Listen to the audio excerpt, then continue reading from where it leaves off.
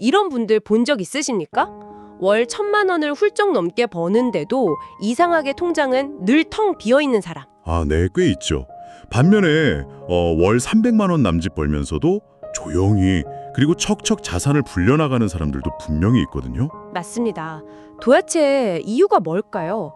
우리는 흔히 이걸 두고 저 사람은 돈복이 있어 혹은 나는 운이 나빠 이렇게 쉽게 치부해버리곤 하잖아요. 하지만 정말 이게 운 때문일까요? 네, 운명론으로 모든 걸 덮어버리면 당장의 마음은 편하겠지만 실질적인 문제는 전혀 해결되지 않죠. 그렇죠. 그래서 오늘 우리가 심층 분석할 자료들이 참 흥미롭습니다. 네, 오늘 살펴볼 텍스트들은 명리학을 단순한 점술이나 미신이 아니라 그 현대 자산 관리와 시스템 공학의 관점에서 아주 철저하고 논리적으로 해부한 자료들입니다. 명리학과 시스템 공학의 만남이라? 이거 시작부터 기대가 되는데요. 명리학에서는 부를 단순히 하늘에서 떨어지는 운으로 보지 않거든요. 내 사주라는 하나의 시스템 안에서 에너지가 어떻게 입력되고 처리되고 또 보관되는지 그 정교한 밸런스의 문제로 접근을 합니다. 즉, 오늘의 미션은 나는 원래 가난할 팔자야 이런 미신을 완전히 타파하는 거군요. 지금 이 방송을 들으며 통장 잔고를 떠올리고 계실 청취자님들의 자산 시스템에서 도대체 어디로 돈이 새고 있는지 그 구멍을 찾아내서 보수하는 전략을 세워보는 겁니다. 맞습니다. 오늘 명리학을 구성하는 십천간, 십이지제 그리고 십성 같은 용어들이 조금 등장할 텐데요. 어렵게 생각하지 마세요. 쉽게 가겠습니다. 비유를 섞어서 여러분의 현실에 바로 적용할 수 있는 이야기로 풀어보죠. 좋습니다. 편안하게 들으시면서 내 통장 잔고의 흐름과 한번 비교해 보시는 것도 좋겠습니다. 이해되시면 고개를 끄덕이셔도 좋습니다. 안 끄덕이셔도 제가 계속합니다. 네, 계속해 주시죠. 자, 우리 사주로 이루는 10개의 천간과 12개의 지지는 끊임없이 상호작용하며 특정한 관계망을 형성합니다. 이를 육친 혹은 십성이라고 부르는데요. 네, 명리학의 기초 뼈대죠. 네, 이 구조 안에서 재물이 형성되는 과정은 사실 거대한 공장의 생산 라인과 완벽하게 똑같습니다. 총 4단계의 프로세스로 굴러가죠. 소스를 보면 이 4단계를 아주 명확하게 구분하고 있습니다. 첫 번째가 생산입니다. 명리학에서는 이걸 식상, 즉 식신과 상관이라고 부르죠. 네, 내 머릿속의 아이디어나 손끝의 기술을 실질적인 수익으로 바꿔내는 일종의 고성능 엔진입니다. 그리고 두 번째가 관리입니다. 일간, 즉 나 자신의 힘을 뜻하는데 들어온 돈을 내 것으로 온전히 통제하는 심리적 기틀이자 내 그릇의 크기를 말하죠. 세 번째는 방어입니다. 명리학의 비겁에 해당하는데요. 이는 나와 어깨를 나란히 하는 형제나 동료를 뜻하기도 하지만 현대 사회에서는 이 치열한 경쟁 속에서 내 몫을 방어하거나 타인과 협력해서 파이를 키워내는 관계 능력을 뜻합니다. 마지막 네 번째가 바로 유지입니다. 재성, 즉 내 재물의 상태를 보는 건데 외부의 충격이 와도 깨지지 않고 내 자산을 지켜내는 포트포리오의 견고함이죠. 맞습니다. 이 4단계의 톱니바퀴가 덜컹거림 없이 꽉 맞물려야만 비로소 돈이 통장에 쌓이는 겁니다. 여기서 자료에 등장하는 아주 기가 막힌 비유가 하나 나옵니다. 폭포수와 종이컵의 비유죠. 아하, 네. 그 비유 아주 직관적이죠. 증게 고작 얇은 종이컵이라면 어떨까요? 물을 많이 받는 게 문제가 아니라 수압을 견디지 못한 컵이 찢어지고 물은 사방으로 흩어져 버리겠죠. 여기서 제가 질문 하나 던지겠습니다. 만약 쏟아지는 폭포수 아래에 얇은 종이컵을 들고 서 있다면 차라리 컵이 찢어져서 다치기 전에 폭포수 밖으로 도망치는 게 낫지 않나요? 그게 합리적인 생존 전략 같은데요. 도망친다는 건 자본주의 사회에서 경제활동 자체를 포기하겠다는 것과 같습니다. 명리학적 재테크는 도망치는 게 아닙니다. 스킵 불가능한 구간입니다. 스킵하면 안 되죠. 그 종이컵 자체를 두꺼운 방수 재질로 바꾸거나 아예 튼튼한 양동이로 내 그릇을 키우는 시스템을 구축하는 겁니다. 그릇을 바꾼다. 네. 내 손에 든 게 종이컵이라는 사실을 뼈저리게 인식하고 그것을 보완할 외부의 도구를 가져오는 것. 이게 바로 진정한 부의 전략이라고 텍스트들은 입을 모아 이야기합니다. 그렇죠.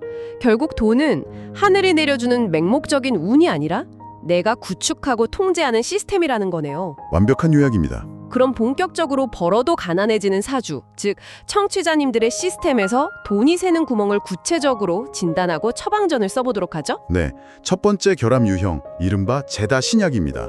재물이 많고 몸이 약하다는 뜻이죠. 사방에 돈을 뜻하는 재성은 널려 있는데 정작 그걸 통제할 내 일간의 힘이 턱없이 약한 상태 말이죠. 맞습니다. 제다신약을 단순히 돈이 없는 사주라고 해석하면 완전히 틀린 겁니다.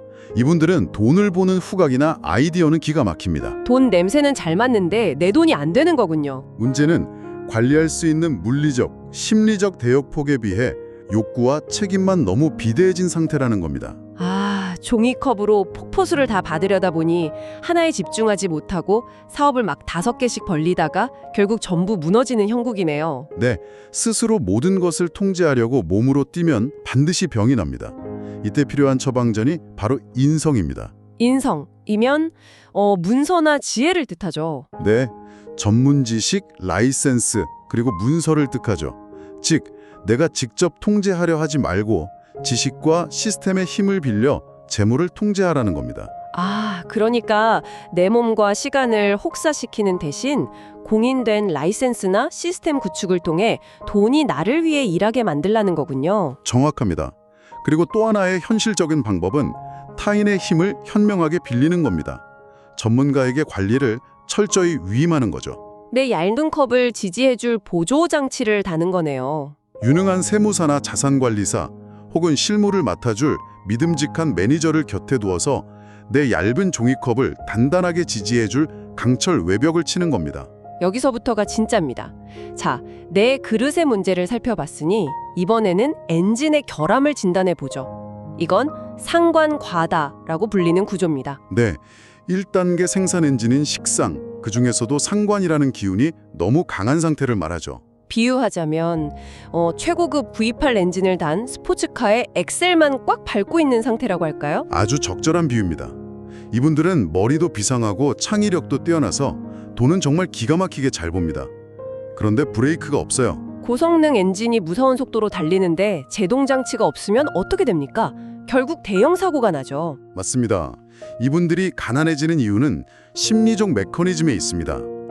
새로운 아이디어를 실행할 때 쏟아지는 도파민에는 중독되지만 지루하게 자산을 유지하고 관리하는 일은 견디지 못합니다.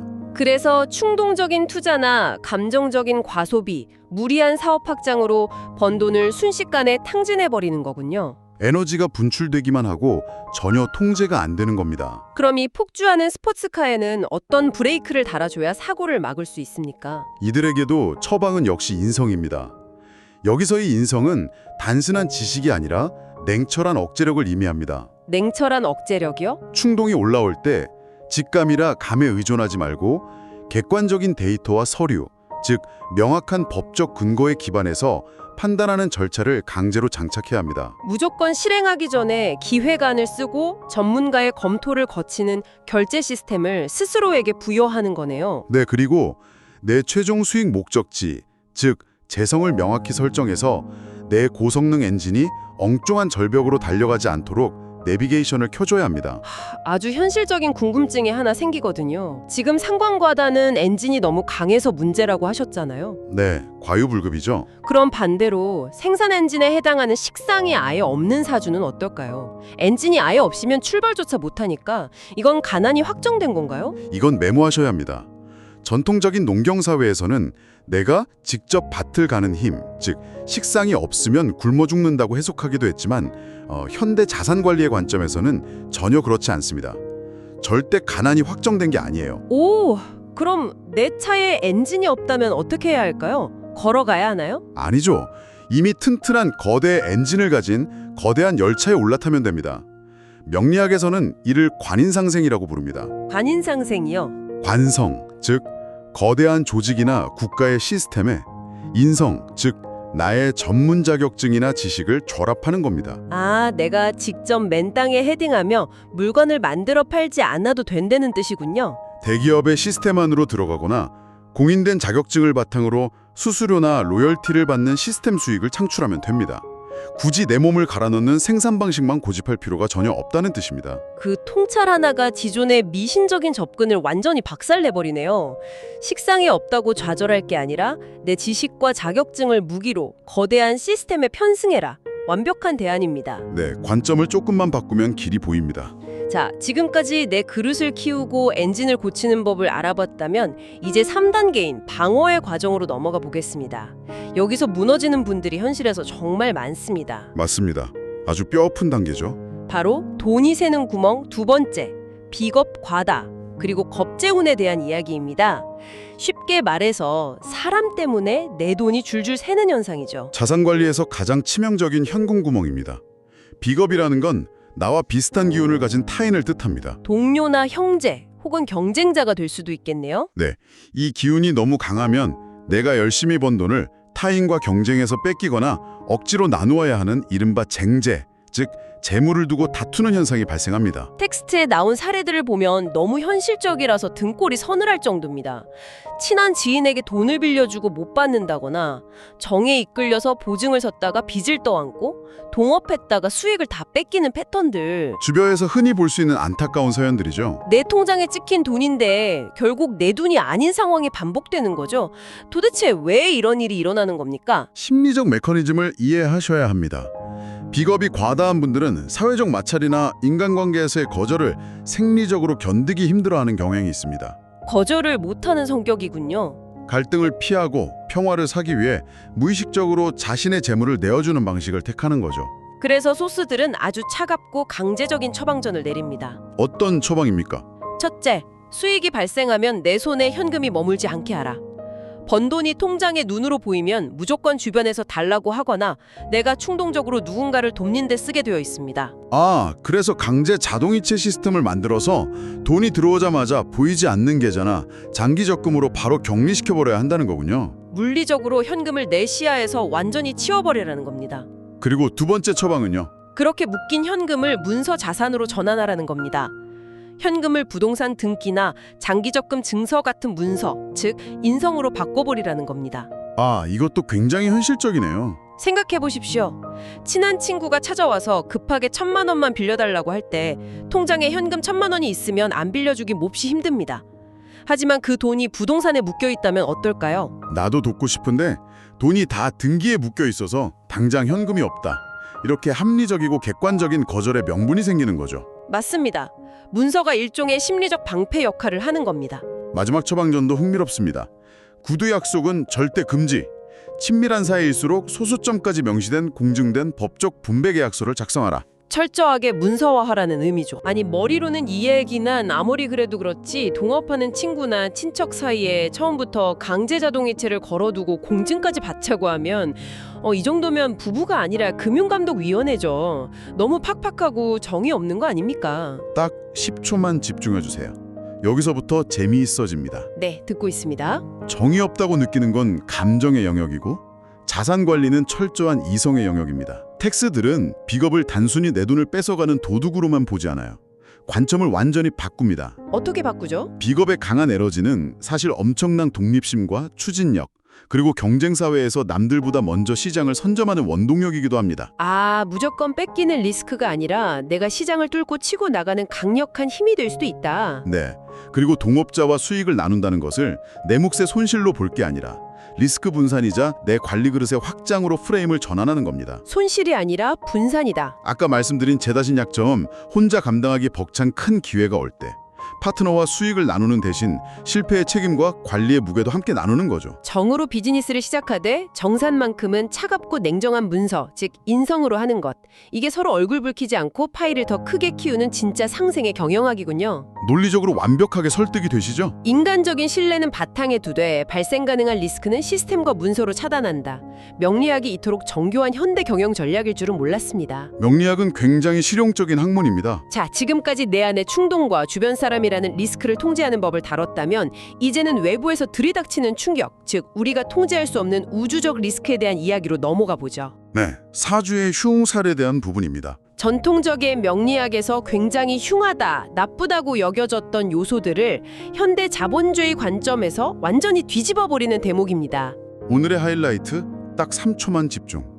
여러분, 사주에 형이나 충이 있다고 하면 흔히들 큰 사고가 나거나 재산이 박살을 난다고 두려워하십니다. 그렇죠. 형살, 충살하면 뭔가 무섭잖아요. 재성이 충돌하는 재성형충은 돈이 들어오는 길목이 크게 요동친다는 뜻이 맞긴 합니다.